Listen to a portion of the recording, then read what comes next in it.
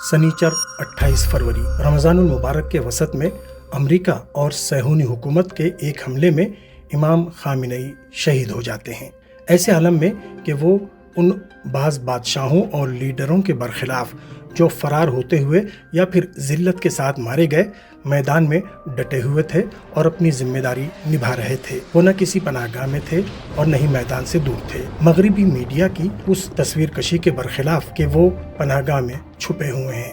Widely circulated reports that Khamenei has been operating from a highly fortified and possibly subterranean location. یہ مغربی media کی پہلی تعریف نہیں تھی۔ برسوں تک مغربی میڈیا نے ان کا ایک مسخ شدہ چہرہ دکھانے کی کوشش کی تھی، تاہم وہ حقیقت میں کیا تھے؟ آخری سانس تک۔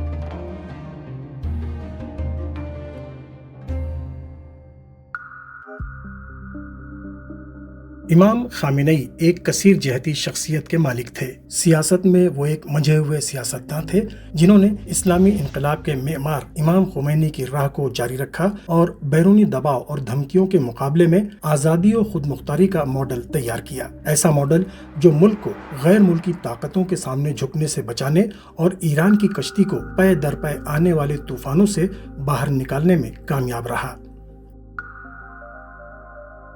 لیکن صرف یہی پوری بات نہیں ہے، سیاست کے ساتھ ساتھ وہ ایک دانشور، روحانی اور حکیم لیڈر تھے، ایسی شخصیت جس نے حکمرانی کے بارے میں مشرق و مغرب کی پیروی کے بجائے دنیا کے سامنے ایک مختلف ماڈل پیش کیا۔ ایک شیعہ عالم اور مذہبی مرجع تقلید کے طور پر وہ مختلف موضوعات پر صاحب رائے تھے اور ان کے خطابات اور مباحث کی بنیاد پر 120 سے زائد جلدوں پر مشتمل کتب کا مجموعہ مرتب کیا گیا ہے۔ فلسطین سے لے کر فارسی ادب تک، اہل بیت علیہ السلام کی سیاسی سیرت سے لے کر اسلامی معارف تک، اور اس علمی پہلو کے ساتھ ساتھ وہ ہنری ذوق بھی رکھتے تھے۔ انہیں شعر و شاعری سے لگاؤ تھا اور انہوں نے 6 سے زائد غزلیں کہیں۔ تاہم ان تمام پہلوؤں کے درمیان ایک کلیدی خصوصیت نمایاں تھی: ظلم اور تسلط پسندی کے خلاف ڈٹ جانا۔ یہ پائیداری کوئی عارضی نعرہ نہیں تھا، بلکہ ایک سیاسی اور اخلاقی روش کا ستون تھا۔ منہ زوری کے مقابلے میں ڈٹ جانا، تحقیر برداشت نہ کرنا اور بھاری سے بھاری قیمت چکا کر بھی عزت و کرامت کا دفاع، یہی اصول غیر ملکی دباؤ کے خلاف ان کے رد عمل اور فلسطین کے لیے ان کی مسلسل حمایت میں بھی نظر آتا تھا۔ وہ فلسطین کو محض ایک دور دراز کا علاقائی تنازعہ نہیں سمجھتے تھے، بلکہ اسے اپنے عہد کے ایک اخلاقی اور فیصلہ کن سوال کے طور پر دیکھتے تھے، ایسا معیار جو یہ دکھاتا تھا کہ افراد، حکومتیں اور قومیں واقعی کس مقام پر کھڑی ہیں، یہ جانچنے کا پیمانہ کہ کوئی مظلوم کے ساتھ کھڑا ہے یا ظالم کے، انصاف کو چنتا ہے یا خاموشی کو۔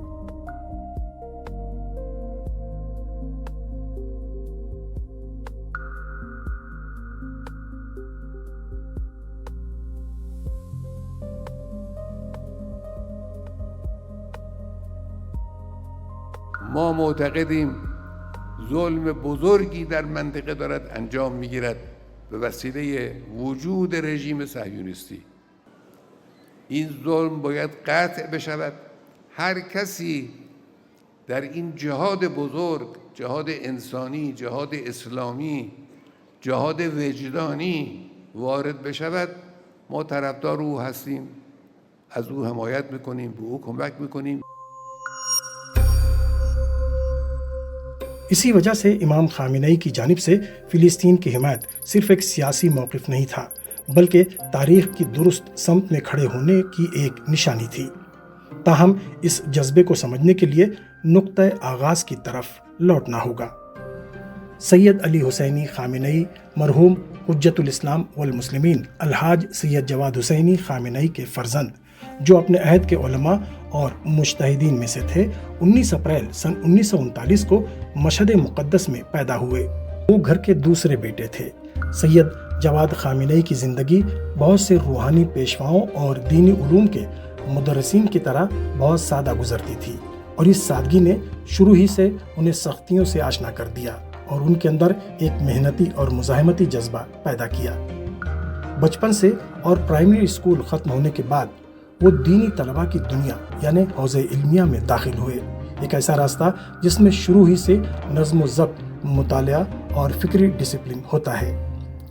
جوانی میں قدم رکھتے ہی انہوں نے خود کو اس جد و جہد کے درمیان پایا جسے ایران کے سیاسی نظام کو بدلنا تھا۔ یہ نوجوان عالم دین بہت جلد پہلوی حکومت کے خلاف جد و جہد کے فعال مراکز میں سے ایک بن گئے، ایک ایسے ماحول میں جہاں تعاقب اور دباؤ ڈالنا مجاہدت کرنے والوں کے روزمرہ کے کاموں کا حصہ تھا اور تحریک کے پیغام کو منتقل کرنے کی قیمت چکانی پڑتی تھی۔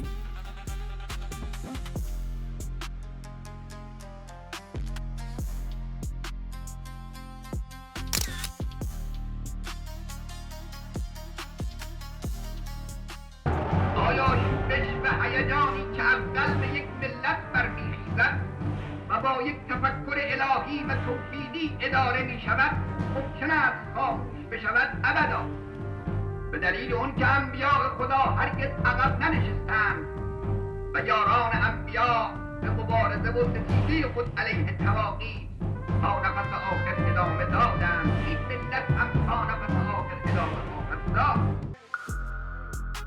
سن 1962 میں امام خمینی کی قیادت میں شروع ہونے والی اسلامی تحریک کے آغاز سے ہی ان کی انتھک محنت آیا ہے۔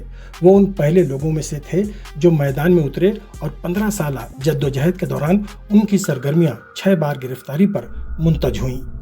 آخری بار دسمبر سن 1974 میں انہیں شاہ کی خفیہ ایجنسی ساواک کے عقوبت خانے یعنی تہران میں واقع انسداد تخریب کاری کی مشترکہ کمیٹی کی جیل میں منتقل کیا گیا، جہاں ان کے بقول انہوں نے قید کے مشکل ترین دن کاٹے۔ 2 متر و 40 در 1 متر و 60. چند وقت اینجا بودی؟ من 8 ماه اینطور. فقط یه چراغ اینجا داشت، اینجا یه چراغ پشت این همین چراغ پشت این میله ها، تنها روشنی این سلول از این چراغ بود. اینجا پشت این سلول یک درختی بود که بهار که شد گنجشکا می اومدن اینجا سر صدا می‌کردن و یه وسیله تفریح خیلی خوبی برای ما شده بود وجود این گنجشکا و اینا. تاہم مشکل ترین لمحات میں بھی ہار ماننے کا کوئی تصور نہیں تھا۔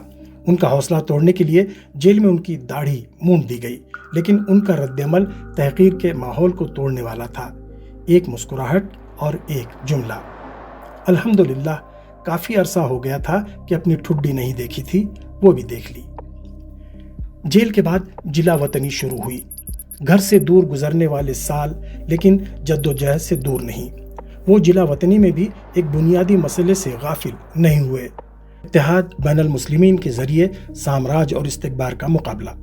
جلا وطنی میں ہی آیت اللہ خامنئی نے شیعہ اور سنی کے آپسی رشتے پر گہری نظر رکھتے ہوئے ہفتہ وحدت کی سوچ کی بنیاد رکھی۔ ایک ایسا ہفتہ جس میں مسلمان مذہبی اختلافات سے قطع نظر ایک ساتھ اکٹھا ہوتے ہیں اور پیغمبر اسلام کی ولادت کا جشن مناتے ہیں۔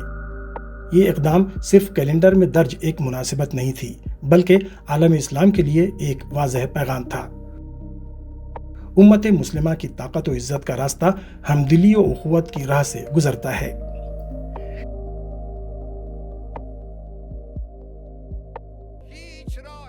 انقلاب کی کامیابی کے بعد وہ تہران کے امام جمعہ مقرر ہوئے، ایک ایسا پلیٹ فارم جو صرف بولنے کی جگہ نہیں ہے بلکہ سماجی تنظیم سازی اور عوام میں حرکت و تحرک پیدا کرنے کی جگہ ہے۔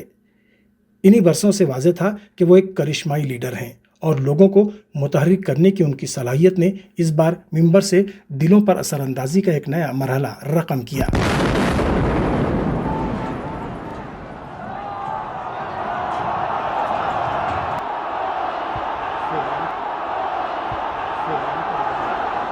اگرچه دشمن ما یک دشمن ناجوانمرد و خبیثه، اما این یه چیزی نیستش که احتیاج به استدلال داشته باشه. برای او وقتی که در میدان جنگ نمیتوانه مقاومت کنه، وقتی تو دهنی در میدان جنگ میخوره، برای او شهر و روستا و بیمارستان و محل نماز جمعه و اجتماع انبوه مردم غیر نظامی تفاوتی نمیکنه، هر جا رو که از دستش بیاد میزنه۔ سن 1980 میں ایران کے خلاف صدام کی بعثی حکومت کی جارحیت کے آغاز کے ساتھ ہی وہ جنگ میں چلے گئے۔ اس دور میں آیت اللہ خامنئی کو ایک نوجوان روحانی پیشوا کے طور پر فیلڈ کمانڈر کا تجربہ حاصل ہوا۔ ایسی موجودگی جو مصطفیٰ چمران جیسے افراد کے ساتھ تعاون اور غیر منظم جنگوں کی روش تیار کرنے سے جڑی ہوئی ہے۔ پیغام داده است و سخن پراکنده است که چرا اونها که میگویند خودشون به میدان نمی آیند و شنیدم اسم مرا آورده است. ما میدان آمدنمون مانند میدان آمدن خائن و کافری چون صدام نیست. ما به سوی میدان جنگ پرواز میکنیم. اون روزی که امام اشاره کند و اجازه دهد من اول کسی خواهم بود کہ بے میدان خواہم رہا۔ امام خمینی کے نمائندے کے طور پر وہ وار روم کی نشستوں میں شریک ہوتے ہیں اور لاجسٹکس اور رسد کی ہم آہنگی میں کردار ادا کرتے ہیں۔ یہ تجربہ فرنٹ لائنز پر موجودگی اور میدان جنگ سے براہ راست شناسائی ان کی ایک ایسی شخصیت بناتا ہے جس نے سیکیورٹی کو قریب سے سمجھا اور بعد میں اسلامی جمہوریہ کی فوجی اور سیکیورٹی کمیونٹی کی رہنمائی کے لیے ان کے پاس عملی پشت پناہی تھی۔ پھر سن 1981 کا سال آیا، دشمنوں نے انہیں قتل کرنے کی کوشش کی۔ یہ ایسا حملہ تھا جس نے انہیں مہلک زخم دیے لیکن ان کے عزم کو مزید محکم اور مضبوط بنا دیا۔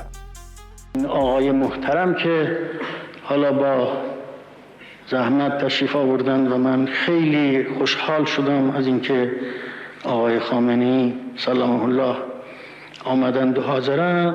ایشون آخه چه کرده بود؟ خب بگید آخه یه کار خلافی چی کرده بود ایشون که میخواستید ایشون را بکشید و موفق نشدید بحمدالله؟ وہ دوبارہ جدوجہد کے راستے پر لوٹ آئے، اس بار پہلے سے زیادہ پختہ عزم کے ساتھ اور اسی میدانی تجربے کے ساتھ جنگ کے دوران اپنے 8 سالہ عہد صدارت میں پہنچے۔ ان برسوں میں انہوں نے ایک آزاد خارجہ پالیسی اختیار کی جو مشرق و مغرب پر انحصار سے آری تھی اور ساتھ ہی وہ پوری طرح جنگ میں موجود رہے۔ دوسری طرف وہ پسماندہ طبقات کی حمایت میں اقتصادی پالیسیوں کو آگے بڑھاتے رہے۔ امام خمینی کی وفات کے بعد آیت اللہ خامنہئی کو اسلامی انقلاب کا رہبر منتخب کیا گیا۔ جنگ کے خاتمے اور ان کی قیادت کے برسوں میں استقامت کا وہی جذبہ جاری رہا۔ وہ واضح طور پر سمجھ چکے تھے کہ اگر ایران غیر ملکی طاقتوں کے دباؤ کے سامنے چاہے وہ جنگ ہو، فوجی خطرہ ہو یا اقتصادی پابندیاں ہوں، جھکنا نہیں چاہتا ہے تو اسے مزید طاقتور ہونا پڑے گا۔ ایسے وقت میں جب ایران 8 سالہ ایران عراق جنگ کے بعد کافی نقصان اٹھا چکا تھا، ان کی 37 سال سے زیادہ کی قیادت کے دوران ایران ایک بااثر علاقائی طاقت میں بدل گیا جس کی توجہ تعمیر نو، صلاحیتوں کی توسیع اور فیصلوں میں خود مختاری کے استحکام پر تھی۔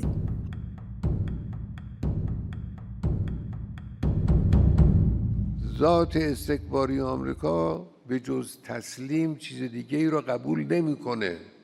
این همه بدونن علاج خیلی از مشکلات قوی شدنه. کشور رو باید قوی کرد.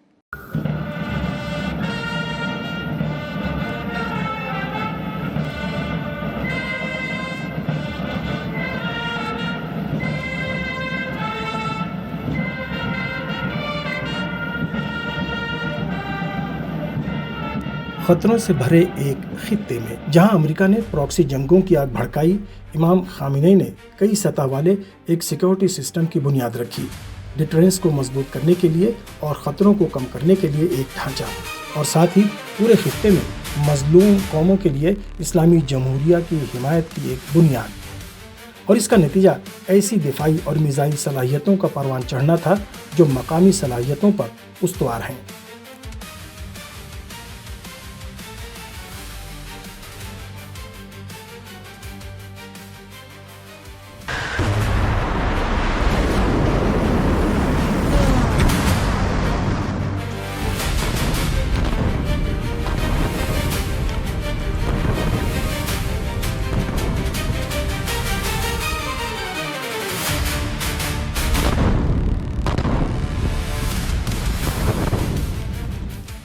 ان کی قیادت میں ایران، جو انقلاب سے پہلے ایک کمزور اور اغیار پر منحصر ملک تھا، جس کے حکمرانوں کی مرضی مغرب کے اشارے کے بغیر نہیں چلتی تھی اور جس پر آسانی سے شمال و جنوب سے قبضہ ہو جاتا تھا، ایک آزاد ملک میں تبدیل ہو گیا جو آج شدید ترین دباؤ اور پیچیدہ ترین خطروں کے سامنے کھڑا ہے اور پیچھے نہیں ہٹتا۔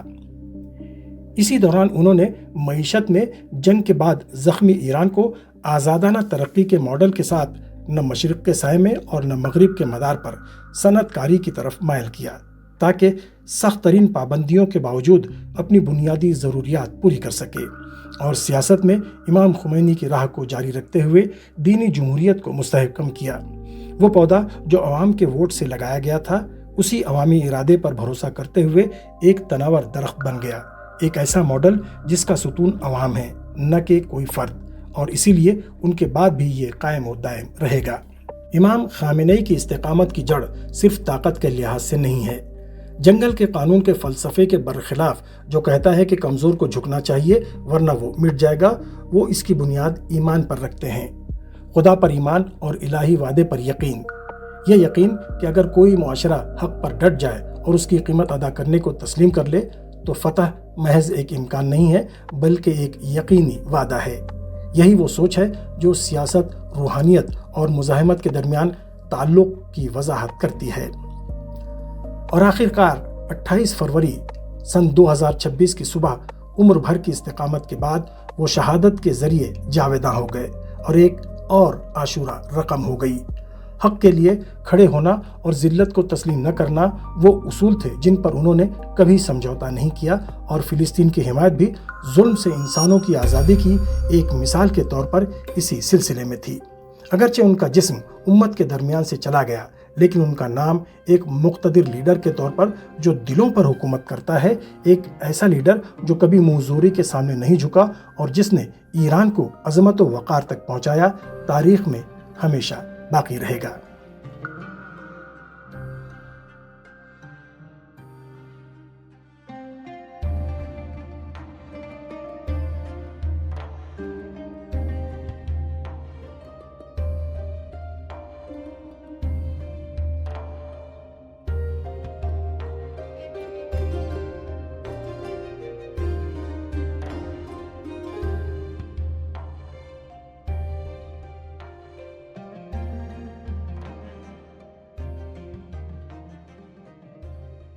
امام حسین علیه السلام فرمود مثلی لا یبایع یزید، کسی مثل من با کسی مثل یزید بیعت نمیکنه. ملت ایران در واقع میگن مثل ما، ملتی با این فرهنگ، با این سابقه، با این معارف عالی به سردمدارانی مثل افراد فاسدی که امروز بر سر کارند در آمریکا بیعت نخواهد کرد۔ اور امام حسین علیہ السلام کے راستے میں قربانی، وقار اور ظلم کے سامنے سر نہ جھکانے کے راستے میں امام خامنئی بھی شہید ہوئے، وہ شہادت جو خود استقامت کا ایک آئیڈیل بن جاتی ہے۔